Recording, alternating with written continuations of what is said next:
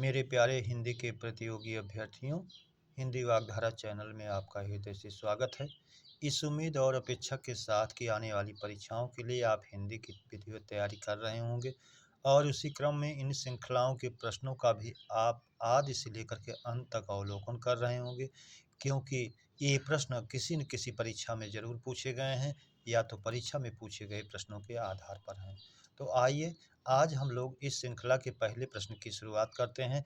आज का हमारा पहला प्रश्न है, हिंदी किस भाषा का शब्द है? ए अरबी, बी फारसी, सी उर्दू, डी पुर्तगाली। तो हम जानते हैं कि हिंदी हमारी फारसी भाषा का शब्द है, इसलिए विकल्प बी सही हो जाएगा। प्रश्न number 2, the modern vernacular literature of Hindustan ये किसकी रचना है? ए जॉर्ज ग्रियर्सन, बी कारसादा तासी, रामचंद्र शुक्ल, डी कोई नहीं। तो the modern vernacular literature of Hindustan ये जॉर्ज ग्रियर्सन जी की है, इसलिए विकल्प ए ही सही हो जाएगा, जॉर्ज ग्रियर्सन। प्रश्न नंबर 3, अब इसी में अगर दिया होता इस्तवार दाला लितरेतिर आइंदवी ए हिंदुस्तानी तो कारसादा तासी की हो जाती। प्रश्न नंबर 3, विपरीत स्वर की संख्या है? 1, बी 2, सी 3, डी 4। तो विपरीत स्वर की संख्या हमारी एक ही होती है, दीर्घ आ, जिसको हम जानते हैं। अर्थ विपरीत पूछता है तो हरस आ, आई और अव होता है। समृद्ध हमारा ई उ होता है। अर्ध समृद्ध में हमारा ए और ओ होता है, इसको भी जानते रहें। तो इसलिए विपरीत स्वर पूछ रहा है तो दीर्घ आ है, इसलिए विकल्प ए सही हो जाएगा, 1। प्रश्न नंबर 4, अर्ध समृद्ध स्वर हैं ए ओ, आई ओ, ई उ ऊ। तो जैसा भी चर्चा भी की गई, अर्ध समृद्ध स्वर हमारे ए और ओ दो ही होते हैं, इसलिए विकल्प ए सही हो जाएगा। बी में आई और हरस आ ये हमारे अर्ध विपरीत होते हैं। ई और उ और री ये मिल करके हमारे होते हैं समृद्ध स्वर। प्रश्न नंबर 5, हिंदी में स्वरों की संख्या है? 11, बी 12, सी 13, डी 14। हिंदी में वास्तव में हमारे स्वरों की संख्या 11 ही होती है। जो हम 13 कहते हैं दो अयोगवाह को जोड़ करके, वास्तव में अंग और आह अयोगवाह जो हैं पूर्णतः स्वर नहीं, वो स्वर और व्यंजन के बीच की कड़ी हैं, इसलिए हमारे स्वरों की संख्या 11 ही मानी जाती है, मानी जानी चाहिए। विकल्प ए हमारा सही हो जाएगा। प्रश्न नंबर 6, धुआं का तत्सम है? धूम, धूम्र, सी दोनों, डी कोई नहीं। तो धुआं का तत्सम धूम और धूम्र। वास्तव में धुआं का तत्सम शुद्ध तत्सम संस्कृत में जो प्रयुक्त होता है धूम ही है, लेकिन और जबकि धूम्र का अर्थ होता है धुएं जैसा। जैसे आप कबूतर के पर्यायवाची में धूम्रलोचन कहते हैं, धुएं जैसे नेत्र वाला। तो धूम भी धूम्र भी, चूँकि आयोग धूम्र को भी मान रहा है, अभी एसआई के एग्जाम में भी आया था धूम्र विकल्प ही दिया है, तो हम धूम्र भी माने। तो धुआं और धूम में से जो भी विकल्प हमें मिले दोनों को वरीयता दें। यदि दोनों दे के दोनों कहा है तो हमें दोनों मानना चाहिए। विकल्प सी हमारा सही हो जाएगा, दोनों। प्रश्न नंबर 7, उद्योग में इक प्रत्यय का योग करने पर होगा? ए उद्योगिक, बी औद्योगिक, सी औद्योगिक, डी सभी। तो उद्योग में जब एक प्रत्यय का योग करेंगे तो उद्योग का शुरू का हर्ष ओ औ का रूप लेगा, वृद्धि हो जाएगी, एक प्रत्यय जोड़ देंगे, बन जाएगा हमारा औद्योगिक, इसलिए विकल्प सी सही हो जाएगा। प्रश्न नंबर 8, निम्न में तद्भव शब्द है? ए छार, बी रक्षा, सी तीक्ष्ण, डी मक्खी। तो छार जो है ये राख या खार का तत्सम है, इसलिए ये तत्सम है। रक्षा तत्सम है ही। तीक्ष्ण जो है तीखा का तत्सम है, इसलिए ये भी है। डी मक्खी जो है ये मच्छिका का तद्भव है, इसलिए विकल्प डी हमारा तद्भव के रूप में सही हो जाएगा। प्रश्न नंबर 9, यमुना का पर्याय है? ए अर्कजा, बी कालिंदी, सी कृष्णा, डी सभी। अर्क माने सूर्य होता है और जा माने पुत्री, सूर्य की पुत्री, अर्थात ये यमुना का पर्यायवाची है। कालिंदी ये यमुना का पर्यायवाची है ही है। सी कृष्णा ये काले रंग का होने के कारण इसका पानी कृष्णा भी कहा गया, इसलिए ये भी है। डी सभी, तो सभी इसकी पर्यायवाची हैं, इसलिए विकल्प डी हमारा सही हो जाएगा। प्रश्न नंबर 10, भागीरथी पर्याय है? ए सुरसरी, बी देवापगा, सी जाह्नवी, डी सभी। सुरसरी, अब भागीरथी जो है गंगा जी का पर्यायवाची है। सुरसरी देवताओं की नदी, ये भी है गंगा जी का। देवापगा देव नदी, देवों की नदी, ये भी है गंगा जी का। जाह्नवी जैन ऋषि की कन्या, कथा को आप जानते हैं। इन्होंने माँ गंगा को कान से निकाल दिया था, इसलिए पुत्री के रूप में मानी गई, क्योंकि इन्होंने इनके आश्रम को बहा दिया था। क्रोध में आकर के पान कर गए थे, बाद में अन्न विनय करने पर भगीरथ के द्वारा कान से निकाल दिए तो पुत्री के रूप में मानी गई, इसलिए जाह्नवी भी है।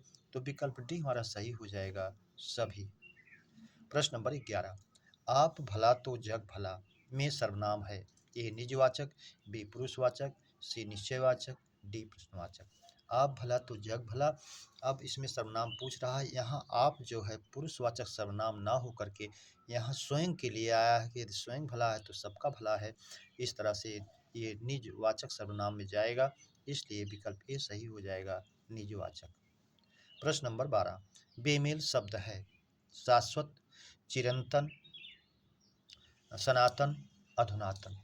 तो शाश्वत शब्द का अर्थ ही होता है हमेशा रहने वाला, चिरंतन हमेशा रहने वाला, सनातन जो हमेशा से हो रहा है, इसलिए ये तीनों जो है एक समतुल्य हैं।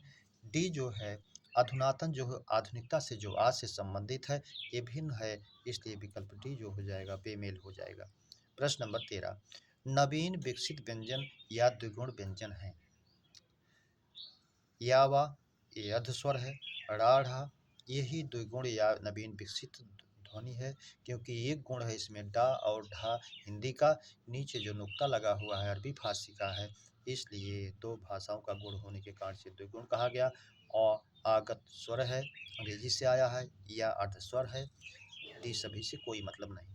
प्रश्न नंबर 14, सिर पर बैठो काग, आँख दो खात निकारत, जीभहि खींचत स्यार, अति आनद उर्धारत।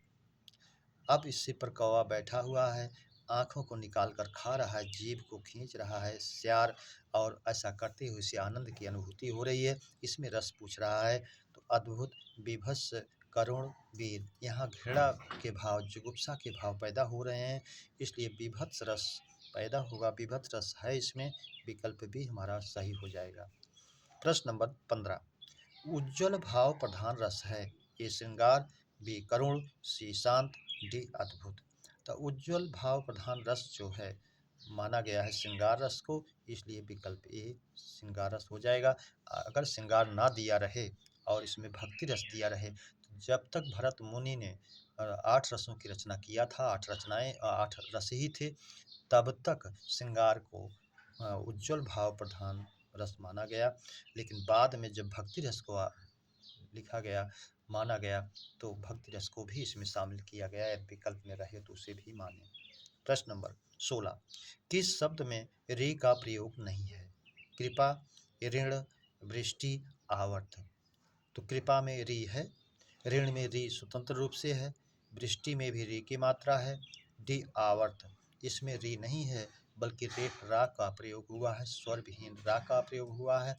आप जानते हैं रा के 3 रूप होते हैं, एक तो मूल रूप होता है जिसमें ह्रस्व समाहित रहता है, दूसरा पदेन रा होता है जिसमें भी ह्रस्व समाहित रहता है, और रेफ रा जो होता है वो स्वर आ से विहीन रहता है, यानी स्वर विहीन रहता है, इसलिए आवर्त में री नहीं बल्कि रेफ रा है। प्रश्न नंबर 17, शुद्ध शब्द है? ए प्रवाह, बी प्रवहमान, सी प्रवाहमान, डी स्वस्तिक। तो शुद्ध शब्द तो पूछ रहे, इसमें 3 है, प्रवाह, प्रवाहमान, स्वस्तिक, तीनों शुद्ध हैं, प्रवाहमान अशुद्ध है, इसलिए शुद्ध नहीं बल्कि इसको अशुद्ध शब्द के रूप में पूछा जाना चाहिए।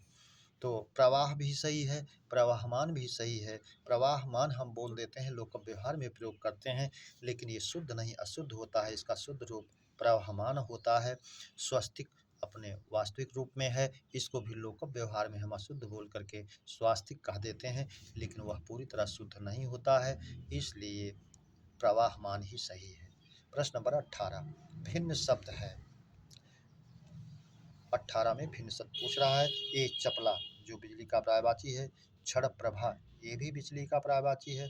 सौदामिनी, ये भी बिजली का पर्यायवाची है, लेकिन द्युति जो है ये प्रकाश का पर्यायवाची है जो भिन्न है, बिजली नहीं है, इसलिए विकल्प डी हमारा बेमेल हो जाएगा। प्रश्न नंबर 19।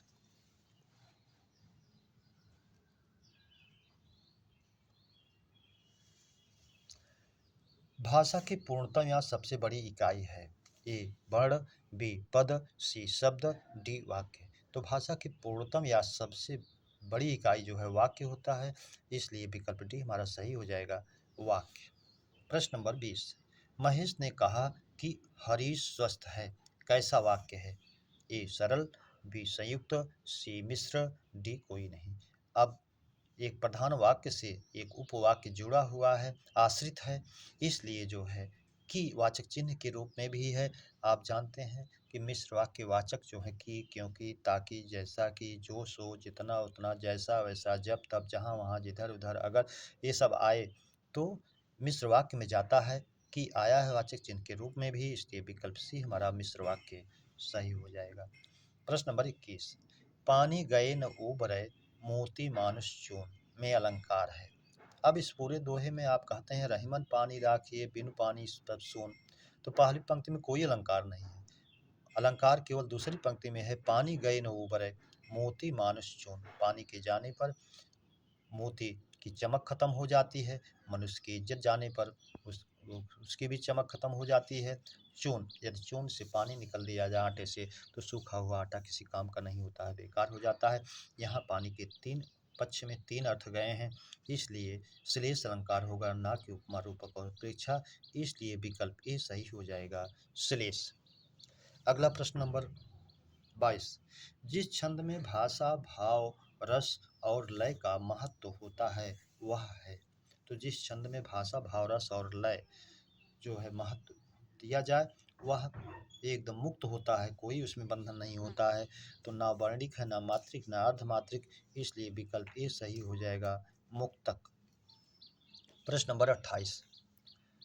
पुल्लिंग है, ए रोटी, बी टोपी, सी मोती, डी पोथी। तो रोटी, अब आप वाक्य बनाइए, जेंडर पाइए। रोटी खाई जाती है, टोपी लगाई जाती है, पोथी पढ़ी जाती है, लेकिन मोती पहना जाता है, इसलिए पुल्लिंग है, विकल्प सी हमारा सही हो जाएगा, मोती। प्रश्न नंबर 24। कोपल का पर्याय है, ए किसल, बी किसलय, सी दोनों, डी कोई नहीं। कोपल को आप जानते हैं, जो नई नई पत्तियां निकलती हैं वो कोपल कहलाती हैं, जिसको किसलय भी कहते हैं, किसलय आप जानते हैं, लेकिन किसलय हिंदी का है और किसल जो है संस्कृत का शब्द है, दोनों एक दूसरे के पर्याय हैं, इसलिए विकल्प सी सही हो जाएगा, दोनों। और ये कोपल का पर्याय किसल अभी होने वाली 15 मार्च को पूछा गया था एसआई के पेपर में भी, कि कोपल का पर्याय किसल दिया था। प्रश्न नंबर 25।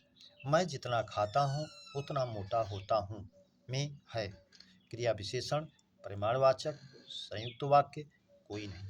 मैं जितना खाता हूँ उतना मोटा होता हूँ, यहाँ खाने की विशेषता बता रहा, जितना क्रिया की, खाना यहाँ क्रिया से मतलब है, इसलिए परिमाणवाचक में और क्रिया विशेषण में जो उसके अंतर्गत आता है जाएगा, विकल्प ए सही हो जाएगा, क्रिया विशेषण। यहाँ परिमाणवाचक स्वतंत्र से केवल मतलब नहीं है, यहाँ क्रिया की विशेषता के रूप में जितना आया है, इसीलिए केवल क्रिया विशेषण के अंतर्गत हो जाएगा, परिमाणवाचक विशेष रूप से कहीं नहीं दिया है कुछ ऐसा। प्रश्न नंबर 26। वह थक कर सो गया में है पूर्वकालिक क्रिया, क्रिया विशेषण, तात्कालिक, कोई नहीं। अब कर को देख करके अगर आप वाचक मान करके करते हैं तो आप कहीं न कहीं गलती कर रहे हैं। ये थकना जो है, थक कर सोना जो है सोने की विशेषता है, यहाँ एक क्रिया समाप्त कर दूसरी से मतलब नहीं, थक कर सो गया, सोने के रूप में जो है उसका सहयोगी थकना है उसका, इसलिए क्रिया की विशेषता है, तो विकल्प बी हमारा सही हो जाएगा, क्रिया विशेषण। तात्कालिक, पूर्वकालिक से कोई मतलब नहीं। प्रश्न नंबर 27। वाह वाह अच्छा किया, रेखांकित के बाद प्रयुक्त विराम चिन्ह होगा, विस्मय बोधक, अर्ध विराम, उप विराम, पूर्ण विराम। वाह वाह के बाद यहाँ शाबाशी दी जा रही है, तो विस्मयादिबोधक चिन्ह होगा, विस्मयवाचक चिन्ह होगा, इसलिए विस्मयादिबोधक विस्मयवाचक चिन्ह हो जाएगा, विकल्प ए हमारा सही हो जाएगा। प्रश्न नंबर 28, उ या ऊ के बाद असमान स्वर आने पर संधि होगी। तो आप जानते हैं इको यड़ची यड़ स्वर संधि में ई या ई के बाद असमान आए तो या ऊ के बाद असमान स्वर आए तो उआ हो जाता है। यड़ स्वर संधि होती है, इसलिए दीर्घ स्वर संधि, अयादि स्वर संधि, वृद्धि स्वर संधि ना होकर के विकल्प ए सही होगा, यड़ स्वर संधि। प्रश्न नंबर 29, पावस का तत्सम है। पावस, प्रावरिश, चौमासा, वर्षा। पावस, चौमासा, वर्षा ऋतु को कहते हैं, पर्याय है और ये वर्षा ऋतु का पर्यायवाची है पावस। ये हिंदी का शब्द है, तद्भव है, इसका तत्सम प्रावरिश होता है, इसलिए विकल्प भी हमारा सही हो जाएगा, प्रावरिश। प्रश्न नंबर 29 व प्रश्न नंबर 30, केला का पर्याय है भानुफल, ये है आप जानते हैं रंभा, ये भी केला का पर्यायवाची है, अनेकार्थी है। रंभा नाम की अप्सरा भी 14 रत्नों में जब आप सुनते हैं तो पाते हैं। सी, कदली है ही है, केला का तत्सम कदली होता ही है, इसलिए विकल्प डी हमारा सही हो जाएगा, सभी। प्रश्न नंबर 31, भेक पर्याय है ए मेढक, बी मंडूक, सी दादुर, डी सभी। तो भेक पर्याय जो है मेढक का है और मंडूक मेघा का तत्सम होता है, मेढक का तत्सम होता है, इसलिए ए भी है, दादुर ये भी है, डी सभी। तो भेक जो है मेढक का पर्याय है, इसलिए मेढक भी, मंडूक भी, दादुर भी सभी है, विकल्प डी हमारा सही हो जाएगा, सभी।